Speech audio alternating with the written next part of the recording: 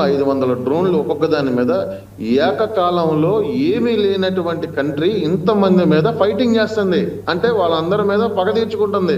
అది దానికి ఒక కారణం ఏమంటుంది, మీరు మమ్మల్ని అటాక్ చేశారు కాబట్టి, మీరు మమ్మల్ని కొట్టారు కాబట్టి మేము కొడుతున్నాం అంటుంది. ఇప్పుడు ఎలా అయిందంటే ఎవరైనా యూఏఈ మీద ఎందుకు కొట్టిందని అడిగారు అనుకోండి, సున్నీ షియా అనేది తీసుకొస్తాను. లేకపోతే ఇంకో దాని మీద కొట్టింది అనుకోండి, వాళ్ళిద్దరికి ఫస్ట్ నుంచి పడుతుంది అంటున్నారు. సో పడినా పడకపోయినా సాటి ముస్లిం సహోదరుడు.